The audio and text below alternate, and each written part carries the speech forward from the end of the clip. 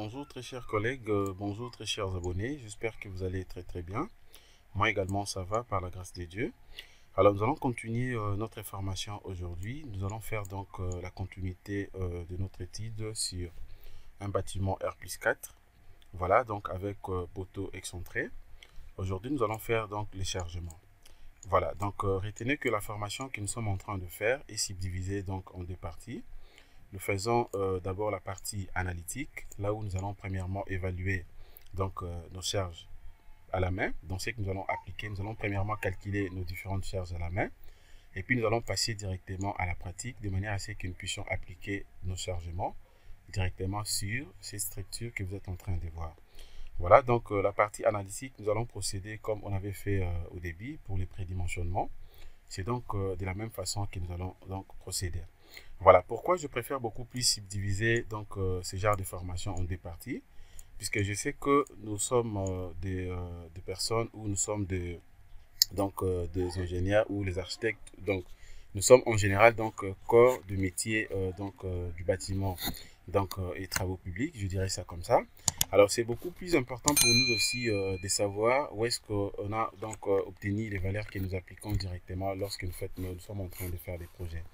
Voilà, donc je me suis dit, comme c'est une formation que je suis en train de donner, de mettre à la portée de tout le monde. Et il y a d'autres personnes qui connaissent très bien aussi donc le prédimensionnement, qui ont quand même un niveau concernant l'évaluation de différents chargements. Alors c'est beaucoup plus important d'abord donc d'expliquer comment est-ce que nous avons calculé à la main et puis appliquer directement dans ces valeurs sur robot structural de manière à ce que nous puissions continuer directement notre étude. Voilà, donc aujourd'hui concernant les chargements, je vais premièrement vous montrer les différentes charges que nous allons appliquer ici. Voilà, donc je viens directement ici. Donc ça c'est les titres de notre formation. Nous sommes en train de faire une étude d'un bâtiment R+4 en béton armé avec poteau excentré. Voilà, les septième partie que nous allons voir aujourd'hui, donc ça sera justement le chargement.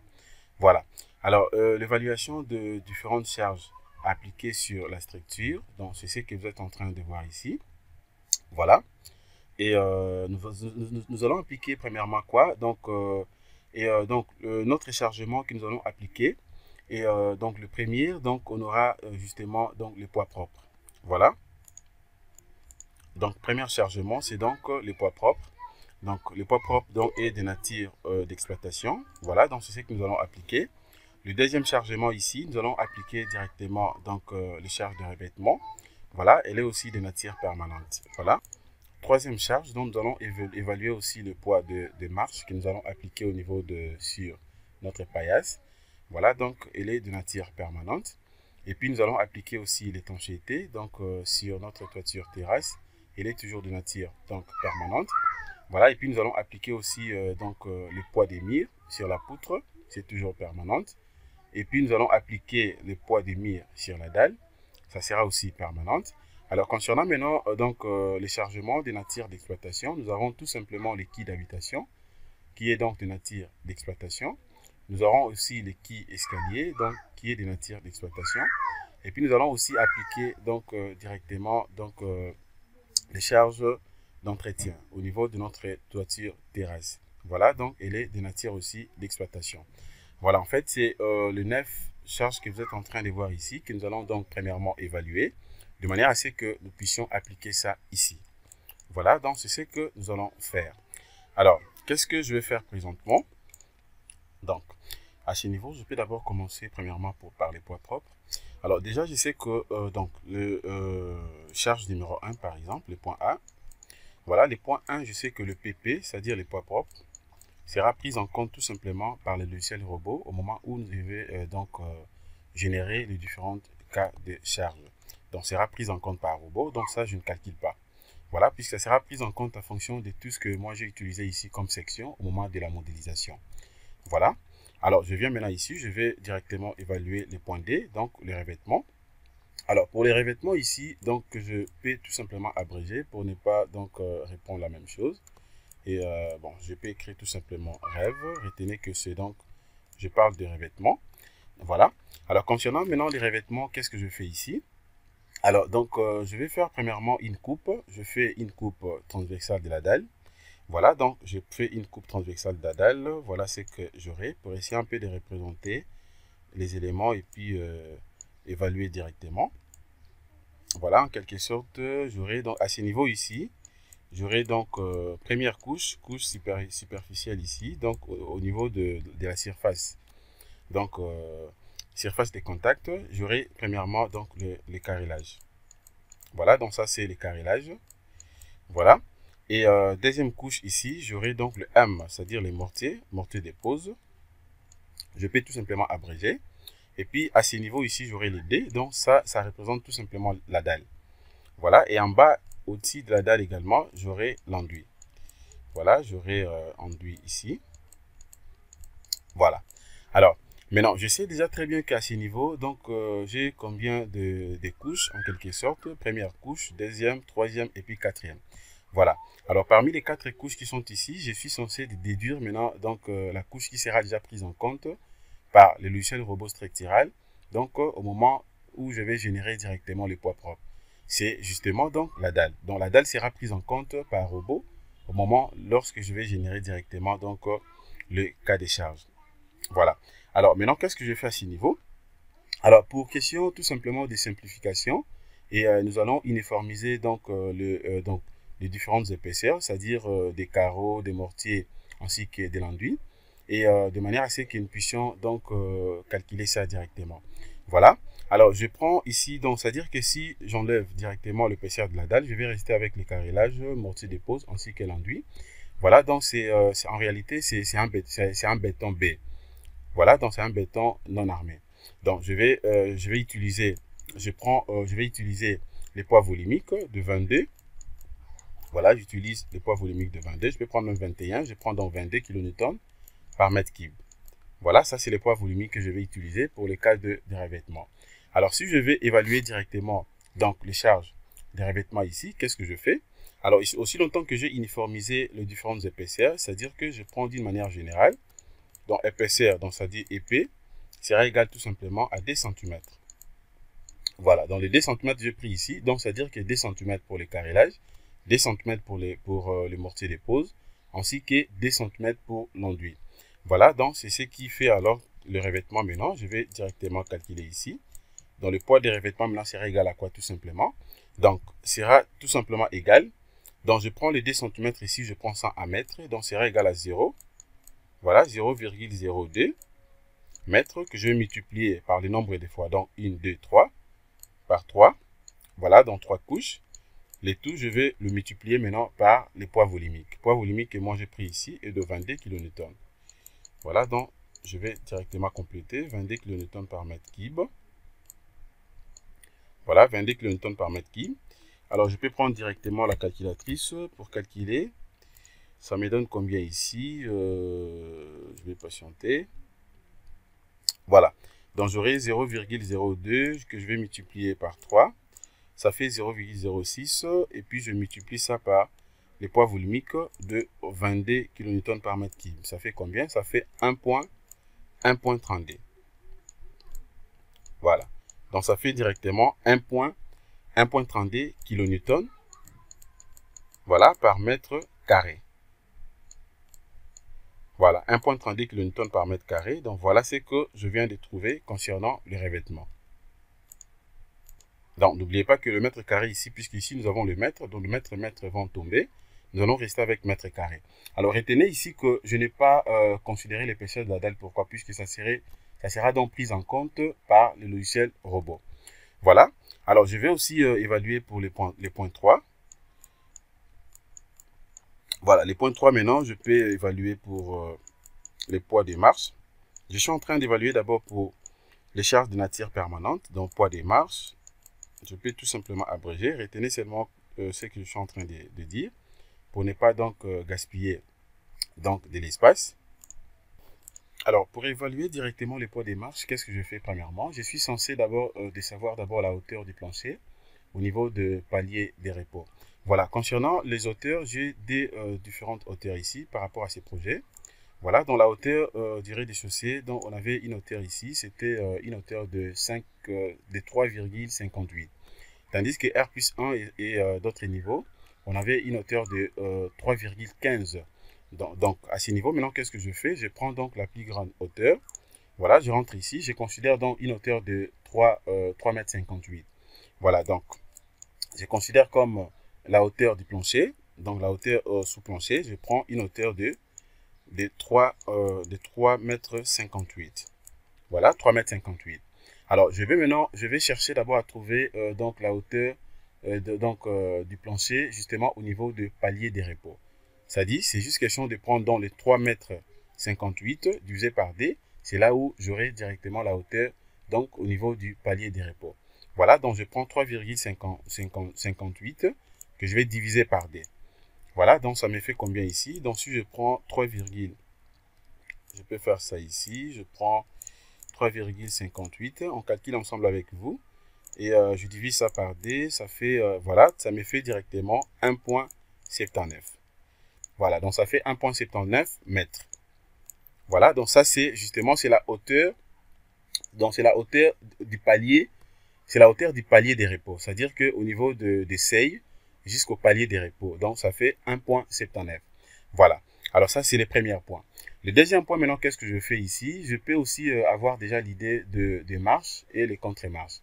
Voilà, donc je sais que la hauteur et la hauteur des contre-marches, voilà, hauteur CM, dans la hauteur des contre-marches, je sais que ça varie justement entre 14, la hauteur des contre-marches varie entre 14 et 18 cm. Voilà, donc ça varie entre 14 et 18 cm. Vous pouvez prendre donc 15, 16 jusqu'à 18 cm. Voilà, donc par rapport à mon cas ici, je prends une hauteur de 18 cm. Voilà, donc je prends une hauteur de 18 cm. Alors maintenant, qu'est-ce que je fais ici? Comment je peux trouver directement le nombre des contre-marches? Pour trouver le nombre des contre-marches, c'est-à-dire quoi? J'aurai donc d'où et donc le NB, voilà, nombre NB, donc nombre des marches, nombre des contre-marches premièrement. Voilà, donc je vais trouver d'abord le nombre des contre-marches, sera égal à combien? Ici, pour trouver le nombre des contre-marches, donc que je peux abréger aussi par la lettre N. Voilà, donc N sera égal tout simplement à quoi? Donc sera égal à 1,79, donc je prends ça en centimètres, donc j'aurai tout simplement 179 centimètres. Voilà, que je vais diviser par combien? Je vais diviser par 18. Donc je viens directement ici, je le fais directement, 179 divisé par 18, ça fait 9,94. Donc je prends directement 9,94. Voilà, 9,94 que je peux arrondir directement à 10. Voilà, donc je prends donc 10 contre-marches. Voilà, ça c'est le nombre de contre-marches que j'ai calculé. Donc j'ai 10 contre-marches ici. Alors maintenant, je peux trouver aussi le nombre de marches. Voilà, donc nombre de marches maintenant, donc nombre M, c'est-à-dire nombre de marches, sera égal à combien? Par rapport à la formule, nombre de marches est égal à 10 moins 1. Voilà, donc c'est-à-dire quoi ici? 10 moins 1, donc sera égal justement à nombre de contre-marches, donc nombre de contre-marches moins 1. C'est-à-dire nombre de contre-marches que j'ai trouvé ici c'est 10, donc je prends directement 10 moins 1, donc ça fait directement 9 marches. Voilà, donc ça c'est le nombre de marches que j'ai trouvé, donc je trouve 9 marches. Voilà, alors maintenant qu'est-ce que je fais à ce niveau? Je peux directement maintenant évaluer directement le chargement. Donc maintenant, la charge permanente de notre, donc par rapport au poids des marches, le poids des marches maintenant sera calculé comment? À ce niveau, maintenant, qu'est-ce que j'aurai? Premièrement, je vais faire un petit schéma ici. Je fais d'abord un petit schéma. Voilà le schéma que je vais faire pour représenter justement ce que je viens de calculer ici. Voilà, ça, je fais justement une coupe transversale des marches. À ce niveau ici, j'ai combien ici? J'ai 30. Voilà, 30, c'est justement dans la distance des marches. De l'autre côté, contre-marche, j'ai combien? J'ai 18 cm. Donc, marche, ça fait 30 cm. Contre-marche, ça fait 18 cm. Voilà. Alors, premièrement, je suis censé aussi connaître déjà donc les poids volumiques du béton. Les poids volumiques du béton ici, c'est combien? Est de 25 kN par mètre cube. On peut vérifier ça même sur Bayel ici. Donc je viens, cherche d'abord Bayel, je prends Bayel. Voilà, béton armé Bayel modifié de 91, modifié 99. Je crois que c'est vers la page 20 ou 21. Je fais Enter. Voilà, exactement. Voilà, donc vous avez directement les poids volumiques. Des poids volumiques, c'est en kilonewton par mètre cube. Donc béton armé, les poids volumiques de béton armé est de 25 kN par mètre cube. Voilà, c'est ce que je viens de dire. Tandis que des bétons non armés est de 22 kN par mètre cube. Donc c'est ce qu'on avait utilisé précédemment. Je peux vous montrer ça ici. Des bétons non armés, c'est ça, c'est qu'on avait utilisé. Voilà, donc de 22 kN par mètre cube. Mais tandis que par rapport à notre cas à présent, maintenant, nous sommes au niveau de béton armé. Donc on aura donc un poids volumique. Bon, je refuse même d'écrire, hein. Je prends seulement poids volumique. Sera donc de 25. Voilà, 25 kN par mètre cube. Voilà, ça c'est en béton armé. Voilà. Alors, qu'est-ce que je fais maintenant? Ici, déjà, on sait que la largeur de notre volet, donc l'escalier que nous sommes en train de calculer, je peux même reprendre la configuration ici. C'est un escalier à deux volets. Voilà, donc on avait les jours au milieu ici. Voilà, donc c'était comme ça. La largeur des volets ici, par rapport à notre cas, on avait donc une largeur de 1,20 m. De 1,20 m. Voilà, 1,20 m. Donc, cela arrivait à dire quoi ici? Dans le L, qui est donc la largeur des volets, est de 1,20 m. Voilà, et de 1,20 m, c'est déjà connu. Alors, je peux directement calculer les poids des marches. Alors maintenant, comment je peux calculer les poids des marches ou alors le béton des marches? Voilà, donc cela arrivait à dire quoi maintenant? Les poids des marches, PM, tout comme je peux aussi appeler ça béton des marches, ça dépend, BM, voilà, sera égal à combien maintenant ici? Et je peux soit abréger ça aussi par la lettre G, comme on a souvent l'habitude de calculer à la main. Alors, qu'est-ce que je fais maintenant ici? Sera égal tout simplement à L. Donc, je remplace directement L par sa valeur. Donc, j'aurai 1,20 m. Voilà, ça sera bien sûr donc 1 mètre. Que je vais multiplier directement par combien ici? Je vais multiplier par donc les contre-éventements. Disons comment? Donc, les contre-marches plutôt. Voilà, donc je prends les 18. Donc, je prends ça directement donc en mètres. Hein, donc, j'aurai 0,18. Plus, donc multiplié également par le marche qui est de 0,30. Voilà. Et les tout, maintenant, je vais les diviser par combien? Ça sera maintenant divisé par D. Voilà, donc divisé par D. Ça sera donc en mètres carrés que je vais multiplier directement par, donc, par combien ici? Je vais multiplier directement par, dans les poids volumiques. Bon, je vais faciliter d'abord les calculs ici. Donc, je prends le poids volumique ici. Je vais prendre ça donc en newton par mètre cube. Voilà, donc ça sera comment ici? C'est juste question de prendre donc le 25 ici. Vous le multipliez par 1000. Voilà, vous le multipliez par 1000. Ça fera combien? Je crois que c'est 25 000. Voilà, donc je prends 25 multiplié par 1000. C'est justement pour faciliter les calculs. Voilà, donc ça fait donc 25 000. Voilà, 25 000. Qui est donc le poids volumique. Donc ici également, je vais remplacer. Donc je multiplie par 25 000 directement. Voilà, donc j'aurai 3 zéros ici. Je multiplie par 25 000. Voilà. Alors ça donne maintenant combien ici? Donc, c'est-à-dire quoi ici? Le G sera maintenant égal à combien? Donc je peux calculer d'abord. Je remplace d'abord d'autres données ici. Donc j'aurai, donc ça sera 1,20 m. Voilà, 1,20 m que je vais multiplier par combien ici? Donc je prends 0,18 que je vais multiplier par 0,30. Ça fait combien? Et puis je divise ça directement par D. Voilà, ça fait donc 0,027. Bon, je peux d'abord remplacer ici 0,027. Je veux que nous puissions évoluer lentement pour bien maîtriser ce que nous sommes en train de faire. Et ça serait également multiplié par 25 000. Donc le poids volumique, 25 000. Donc je peux calculer et je remplace ça directement de l'autre côté. Voilà, je peux faire ça. Voilà, j'ai continué les calculs ici. Donc c'est-à-dire ici maintenant, G serait égal à combien ici? Je calcule directement. Donc G sera égal à combien? Donc je prends 1,20 m que je vais multiplier par 0,027 que je vais multiplier également par les poids volumiques de 25 000. Voilà, ça fait donc 810. Là maintenant, ça sera donc Newton. Voilà, donc je viens directement ici. Donc G, je trouve G qui est égal à 810. Voilà, 810.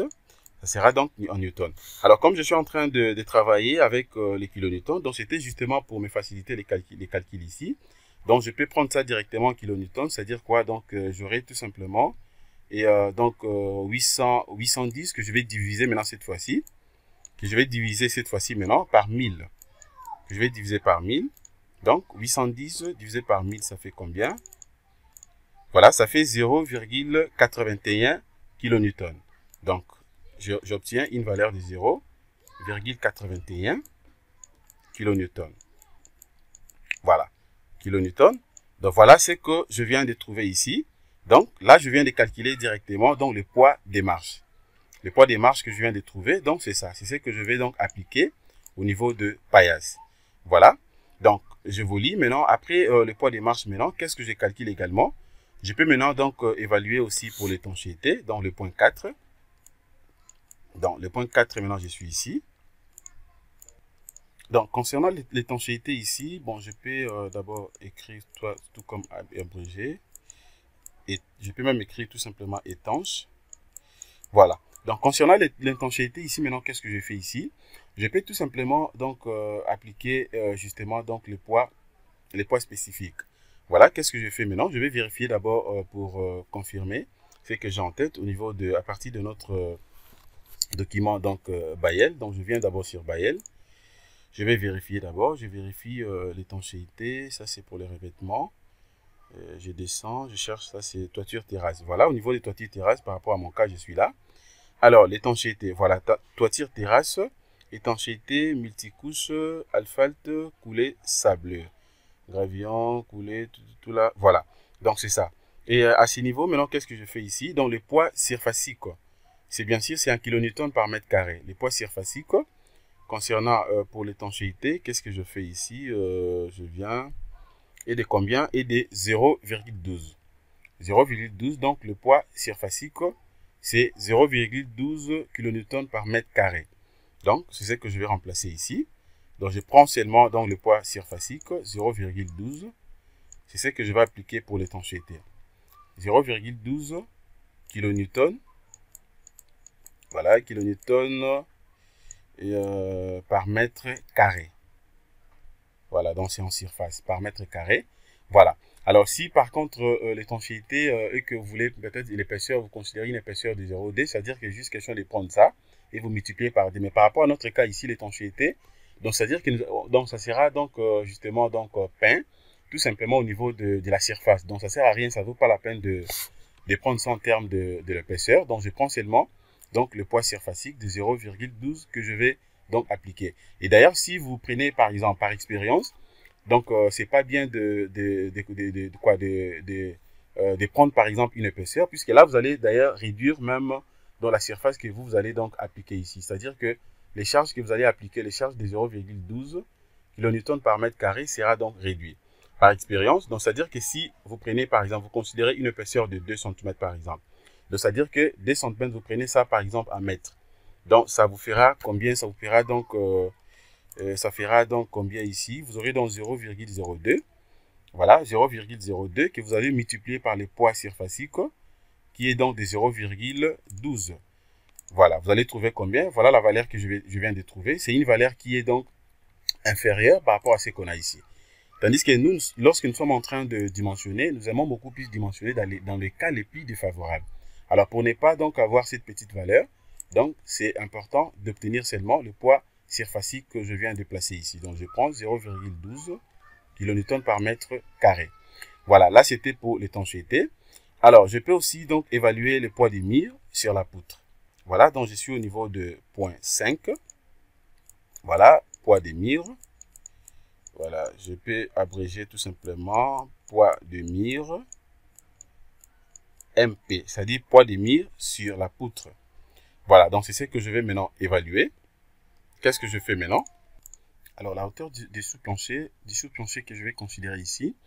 Alors, concernant notre cas ici, on avait des hauteurs. On avait une hauteur de 3,15 m, ainsi que au niveau du rez-de-chaussée, une hauteur de 3,58 m. Voilà, donc c'est ça d'ailleurs. Donc, je vais considérer la même hauteur. Donc, je prends comme hauteur sous plancher, je prends donc H, dans la hauteur du plancher plutôt, je prends tout simplement H, qui est égal à 3,58 m. Voilà, donc je considère donc la plus grande hauteur, je prends 3,58 m. Voilà, alors maintenant, qu'est-ce que je fais ici? Et je suis censé premièrement aussi de connaître les poids spécifiques des blocs. Voilà, puisque de manière à ce que je puisse calculer directement, puisque je suis déjà au niveau de poids des mires sur la poutre. Voilà, dans le poids des blocs, je peux vérifier toujours sur Bael, donc je suis là. Je vais premièrement vérifier ici. Je cherche d'abord à vérifier ici. Voilà. Donc, les matériaux béton en armé, plâtre, mortier, briques. Ça, ce sont des briques pleines. Voilà, des briques creuses. Voilà, donc des briques creuses par rapport à notre cas pour la construction de maison. Donc, je suis à ce niveau. Alors, les poids volumiques ici, c'est ce que je cherche. Les poids volumiques est de combien ici? Donc, nous avons un poids volumique de 9. Donc, de 9 kN par mètre cube. Voilà, donc c'est ce que je vais utiliser. Donc, les poids volumiques de 9. Donc, je viens directement ici. Donc, je sais déjà que le poids volumique que je vais utiliser ici est de 9 kN. Voilà, kilonewton par mètre cube. Voilà. Alors, maintenant, qu'est-ce que je fais maintenant à ce niveau? Alors, déjà, ce qu'il faut savoir aussi, à ce niveau, maintenant, étant donné que je connais déjà la hauteur de l'élément que je vais donc évaluer, je connais également le poids volumique. Alors, c'est-à-dire quoi? Je vais maintenant prendre le poids volumique de 9 kN, donc kN par mètre cube, que je vais multiplier justement par la hauteur sous plancher, donc de 3,58 m. Dans cette hauteur de 3,58 m maintenant, que je vais donc déduire, je vais donc enlever, donc justement, donc je vais enlever aussi, et donc normalement l'épaisseur des retombées, donc c'est-à-dire que par rapport à notre cas ici, lorsqu'on avait fait les prédimensionnements au niveau de la poutre, on avait trouvé la hauteur des poutres, la hauteur totale, on avait trouvé 45 cm. Voilà, donc en mètres, ça fait 0,45. Voilà, donc dans cette hauteur maintenant, pour obtenir directement la hauteur des retombées, je suis censé maintenant de déduire l'épaisseur de la dalle. L'épaisseur de la dalle qu'on avait prédimensionnée, on avait trouvé de 0, c'était de 0,15, c'était de 15 cm. Voilà, donc si je prends le 0,40 moins 0,15, je vais rester avec combien ici? Donc, dans 0,45 moins 0,15, je vais rester avec 0,30, qui est bien sûr donc la hauteur des retombées. Donc, c'est ce que je vais faire ici. Voilà. Alors, comment maintenant je vais procéder ici? Donc, c'est-à-dire, j'aurai quoi maintenant ici? Donc, j'aurai tout simplement d'abord la hauteur de 3,58 m. Voilà, 3,58 m. Que je vais prendre donc, ça sera donc moins 0,45. 0,45, ça c'est la hauteur totale de la poutre. Que je vais déduire maintenant l'épaisseur de la dalle de 0,15. Voilà, déjà les dés, si vous prenez 0,45 moins 0,15, ça fait donc 0,30. C'est les 0,30 que je suis en train de chercher. Bien sûr, c'est 0,30 mètres, c'est la hauteur des retombées. Voilà, donc c'est comme ça. Donc dès que je trouve ça maintenant, et je peux directement donc remplacer ici. Donc ça sera maintenant quoi ici? Donc j'aurai 3,58 mètres. Ça sera maintenant moins les 0,3 mètres, qui est dans la hauteur des retombées. Voilà, 0,3 mètres. Donc ça fait combien ici? Je vais d'abord calculer ici pour avoir la précision. Voilà. Donc, je mets ça d'abord à côté ici. Donc, j'aurai 3,58 m que je vais déduire maintenant. Ça sera 3,58 m moins 0,30. Ça fait 3,28 m. Donc, je trouve ici 3,28 m. Voilà. Donc, je trouve 3,28 m que je vais multiplier maintenant. Je vais multiplier directement par l'épaisseur des blocs que je vais utiliser. Je suis en train d'utiliser les blocs créés de 15. Donc, ça sera dans 0,15. Bien sûr, des blocs. Voilà. Que je vais multiplier maintenant cette fois-ci par, donc, je vais multiplier directement par ce qu'on a trouvé ici. Donc, les poids volumiques de 9 ici. Donc, le 9 que je viens de placer ici. Voilà les poids volumiques. Donc, je multiplie directement par le poids volumique. Voilà. Et ça me donne combien pour trouver directement les poids des mires? Donc, c'est-à-dire, je vais multiplier quoi? Ça sera donc 3,28 m multiplié par 0,15 multiplié par 9. Donc, je vais faire ça rapidement ici. 3,28 m multiplié par 0,15 que je vais multiplier par poids volumique de 9. Voilà, donc ça fait 4. Ça fait donc 4, je peux arrondir directement 4,43. Donc, j'obtiens directement une valeur de 4,43 kN. Puis ça sera en mètre linéaire, donc kilonewton mètre. Voilà, donc c'est ce que je viens de trouver. Voilà, donc c'est la même chose, c'est-à-dire que ce que je fais ici, c'est-à-dire quoi? J'ai pris tout simplement les poids volumiques des nefs, les nefs que vous êtes en train de voir ici, que je multipliais, voilà, par la hauteur que j'ai trouvée après avoir déduit, donc enlevé donc la hauteur des retombées. Donc j'ai obtenu une hauteur de combien? Une hauteur de 3,20 m, 3,28 m. Voilà, donc multiplié par l'épaisseur des blocs de 0,15. Voilà, en calculant, j'ai trouvé directement cette valeur de 4,43 kN par mètre. Donc voilà, donc ce que je viens de trouver. Donc jusque là, c'est pour dire que j'ai déjà calculé, donc j'ai déjà trouvé les poids propres, j'ai pas de problème. Le revêtement, c'est déjà évalué. Le poids des marches, c'est aussi évalué. L'étanchéité est déjà évalué. Poids des murs sur la poutre, c'est ce que je viens d'évaluer. Voilà. Donc, je vais continuer maintenant. Je crois concernant cette partie de l'évaluation, on peut s'arrêter à ce niveau, de manière à ce que nous puissions donc continuer. D'abord, nous allons terminer d'abord notre évaluation. Dès que nous allons donc évaluer les tout, et puis nous allons passer directement au chargement et évoluer au fur et à mesure. Voilà, donc je vous prie de vous abonner massivement sur ma chaîne YouTube, Jinkunga Tutoriel, de manière à ce que vous puissiez aussi me motiver. Et donc, commentez mes vidéos. Si vous avez des préoccupations, écrivez-moi.